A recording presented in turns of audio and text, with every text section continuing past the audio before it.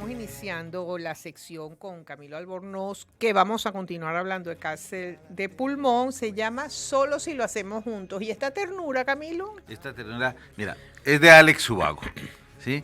Alex Ubago fue como ¿cómo se llama el que canta esas canciones tan dulces y románticas ahora?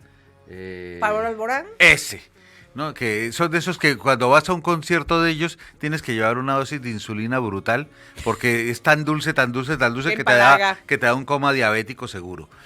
Pero fue el Pablo Alborán de su momento, hace un Ok. montón de años, y tiene canciones muy bonitas y muy sentimentales y toda la cosa. Pero esta la compuso justamente porque su abuela tenía cáncer de pulmón, ¿no? Y entonces fue todo ese cuento de el tránsito de llevar a la abuela, de vivir la época, etcétera, etcétera, hasta que pues finalmente tenía que pasar lo que pasó.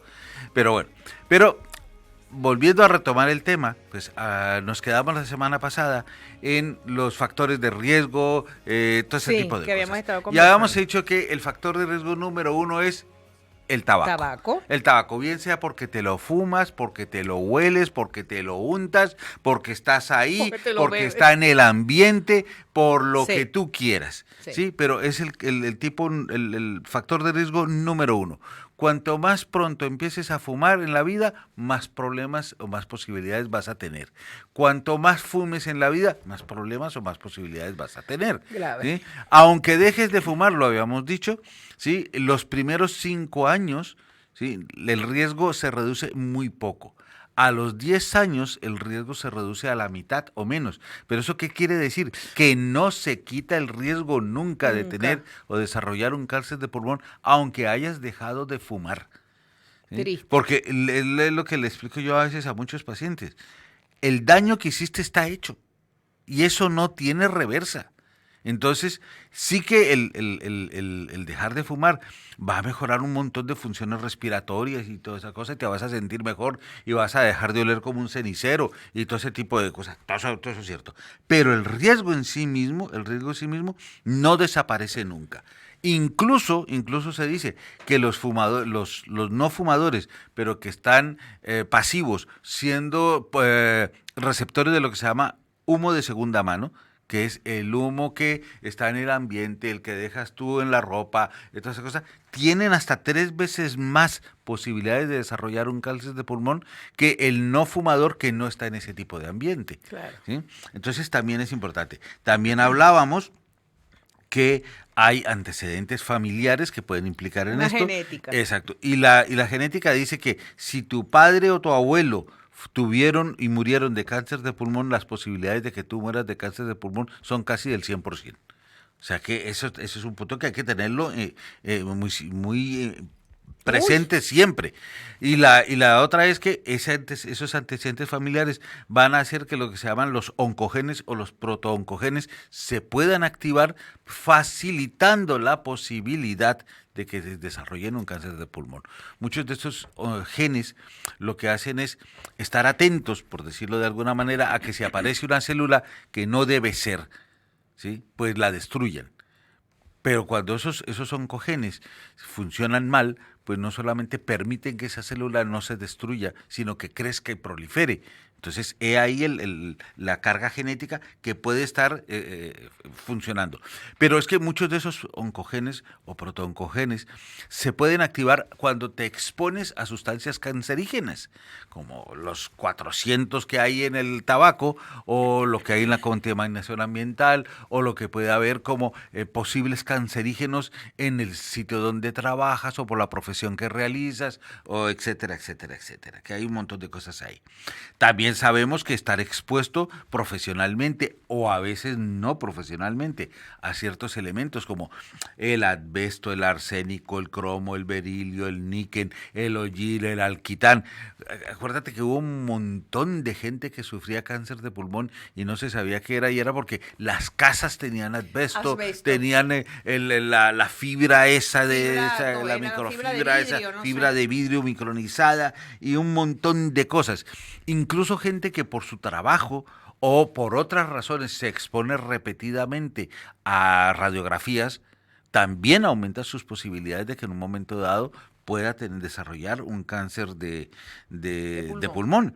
Y se ha dicho que ahora hay zonas, digamos, naturales que tienen niveles altos de radón que antes no se consideraban, El radón. el radón es un elemento radioactivo, pero Sí. puede haber pequeñas cantidades en el ambiente y esas pequeñas cantidades en el ambiente pues puedan ser un determinante para que puedas o no desarrollar un cáncer ¿Dónde de hay pulmón. radón en el ambiente? Pues en la tierra, en las zonas donde se ha construido, en antiguas minas, muchas zonas habitadas están construidas donde hay terrenos que son ricos en radón, ¿sí? Pero que no dan una radioactividad lo suficientemente alta como para que en un momento dado Claro. fuese preocupante. ¿Ves? Sí.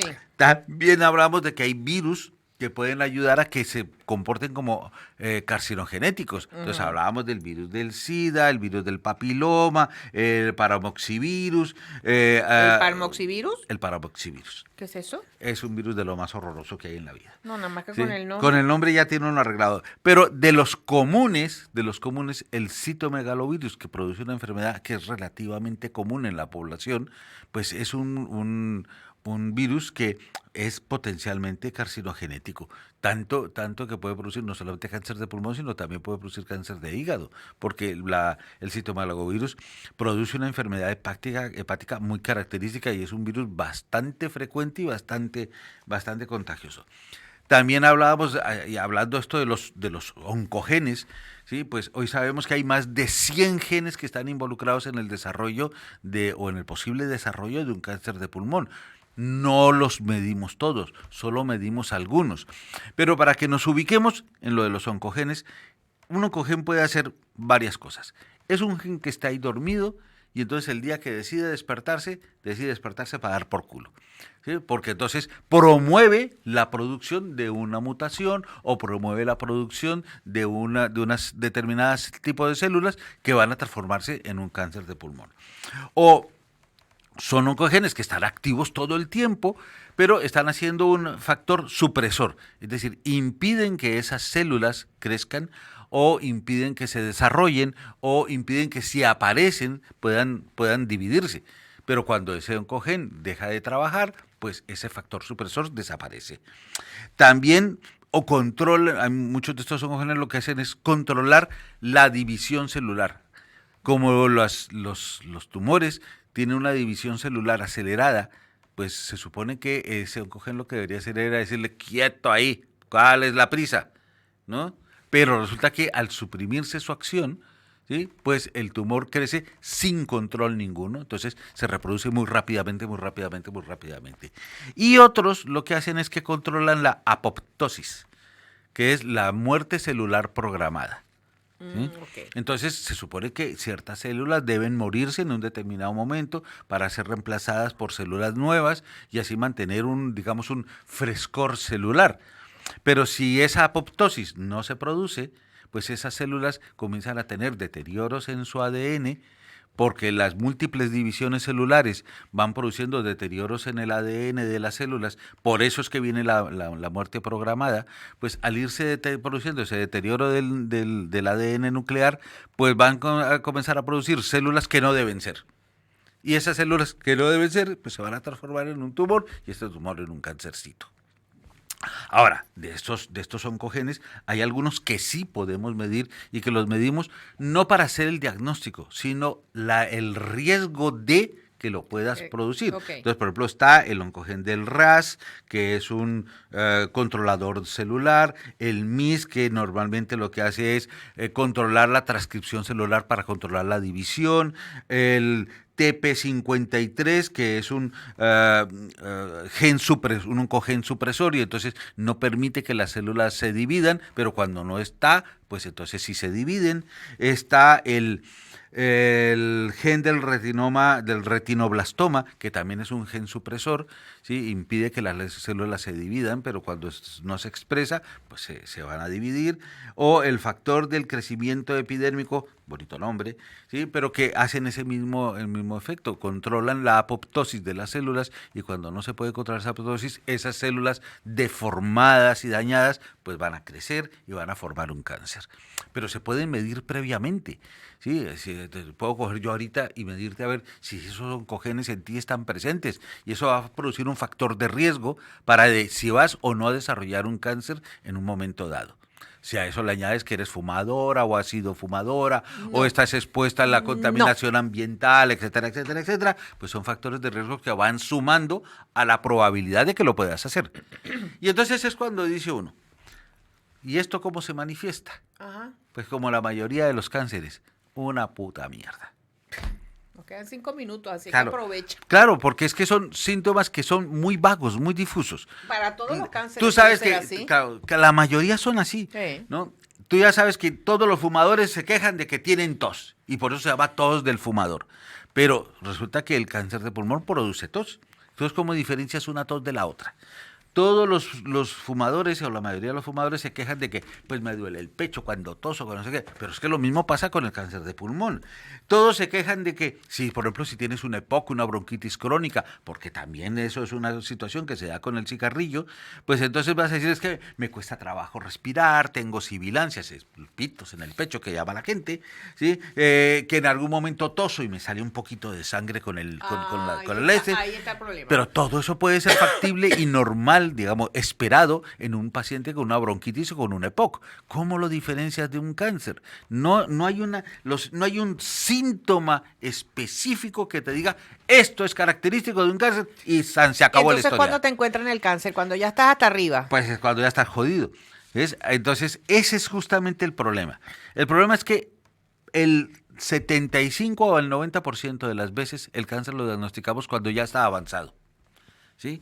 Y está avanzado porque como no da un síntoma específico, ¿sí? Deberíamos hacernos lo que se llamaba un despistaje, ¿sí? Un programa para tratar de encontrar esos cánceres antes de que sean lo Marcadores suficientemente tumorales. Entonces, claro, uno dice, pues mira, el problema es que sí que existe un programa de concientización, ¿sí? Es decir, para que la gente deje de fumar o no empiece a fumar. Ha dado algún resultado, pero tampoco es la maravilla del mundo. La gente, si sabemos que todavía hay 15 millones de fumadores solamente en España, pues ya te dirás que lo que hace eso. Pero no existe un programa de cribado específico para el cáncer, ¿sí? Es decir, ¿por qué? Pues porque la mayoría de las veces son costosos, ¿sí? En alguna época se propuso como cuando la tuberculosis. A todo el mundo le hacemos una placa de tórax de cuando en cuando y si encontramos algo, pues hacemos otra cosa. Pero eso los estudios que se han hecho con eso son irregulares y en el mejor de los casos se pilla un 40% de casos. El otro es hacer un TAC a todos los que tienen factores de También es riesgo, caro. pero es caro. Entonces, por todas ese tipo de situaciones, no existe un programa de cribado de cáncer porque es caro. Ese es solo el Solamente problema. queda no fumar. Solo queda no No fumar. fumar. Y como avance para el siguiente programa, les vamos a decir que aunque existen un montón de pruebas de diagnóstico, en realidad no estás diagnosticando. ¿Por qué? Estás confirmando una sospecha que tienes para poder estadificarlo y decir qué tan jodido estás. Uy, uy, uy, uy, uy. Qué poco alentador este programa. Pero es que ese es el punto que tenemos que tener ahí, ¿sí? Cuando tú te enfrentas a enfermedades como estas, lo que tienes que hacer es intentar pillarlas lo antes posible. Y cuanto más te demores en la vida en pillarlas, peor va a ser. Entonces, si normalmente las pillamos tarde, pues no estás haciendo un diagnóstico. Nada. Estás confirmando lo que sospechabas y le estás diciendo a tu paciente, mira, tú estás mucho, poco o muy jodido. Complicado. ¿Qué nos vamos a hablar la semana que viene? Pues Porque- nos vamos a hablar del nivel de jodidez en el cual va a estar este paciente, Cónchale. ¿sí? Y las posibilidades de tratamiento que tiene, que también es un adelanto, ¿sí? El 90% de las veces son solamente tratamientos que, aunque digan lo que te digan, son paliativos. Volvemos la semana que viene con más de cáncer de pulmón y Camilo Albornoz. Que tengan un feliz fin de semana. Nos vemos.